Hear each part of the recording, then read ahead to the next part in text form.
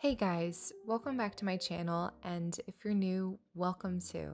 Today I'm going to be showing you my quick, easy, low budget way to draw an axonometric when you don't have a drafting table.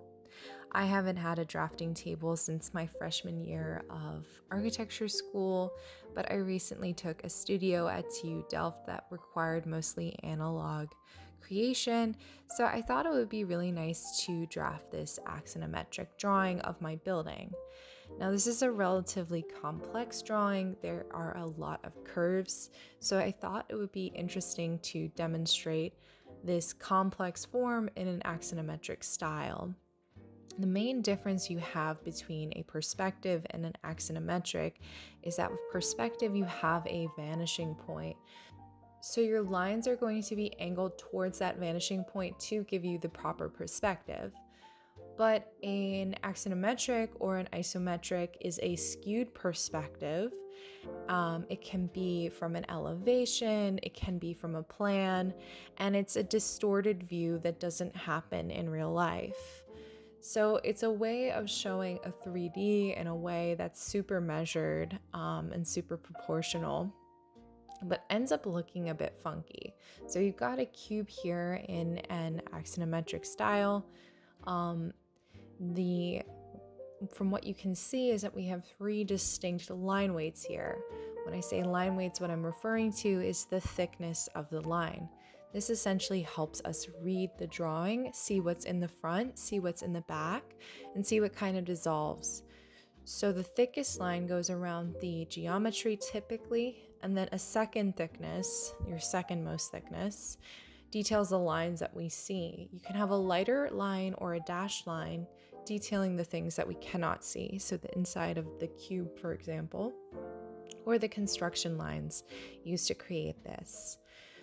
So how do I do this? The first thing, every hand drawing, whether it be drafting or sketching, you want to have your pencils super duper sharp. You can see I have a compass here because I have many curves on this drawing.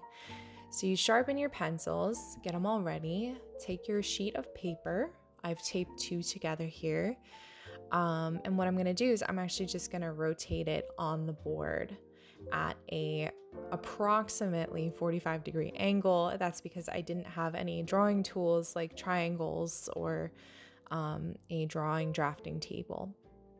So what I'm going to go ahead and do now is just draw my plan as I normally would with the paper on this unusual angle. So once I block all my curves in like so, what I'm going to do is I'm going to rotate the paper back to an orthogonal 90-degree paper using the edge of my table as a guide. So essentially what that's done is that's created the rotation of the plan for us without having to figure that out by drawing it. That's just a neat little hack that I like to use. What it does mean though is that unless you position your paper at a precise 45 degrees or a precise 30 degrees to your table, the angle is going to be a little bit different and the angle of your axonometric is going to be slightly different. But that's just how the cookie crumbles. I'm just gonna go ahead and start going over those curves I made with some darker lines and start fleshing in the actual building. And this drawing is going to be exploded, which means that we're going to be able to see the different structural layers of it pulled apart, like you're pulling a sticky piece of chewing gum off of a blacktop. That's kind of what our building is going to look like. So all the structural elements are going to be pulled apart from each other. And again, this is an imaginary view. This is not what a building looks like in actual life, but it helps us to visualize and to think about the different layers and connections in the building, which is precisely why I'm drawing this. So you can see this is sped up quite a bit, but as I get my lines in, my construction lines, those first little light lines that you draw in to make sure that you're getting everything nice and proportional, I then start taking a darker pencil and start darkening in the proper lines. And that's just to make sure that if there are mistakes or the proportions aren't correct or my ruler skipped or jumped, I can actually go back in and erase that, because you can always go darker, but you can't always go lighter. Once a mark is made on a page when you're hand drawing, it can be very difficult to erase. So we want to avoid those kind of mistakes from the get-go if possible, and if not, just have everything as light as possible so we can go in and erase. Yeah, a drawing like this can usually take several days. So this drawing took me 3 full days. I did nothing pretty much but listen to podcasts and music while I drew. So if you're going to embark on a drawing like this, it's good to know that it takes some time. It's a very physical thing. A lot of the times you have to stand instead of sitting, depending on your desk, and your back can start to ache.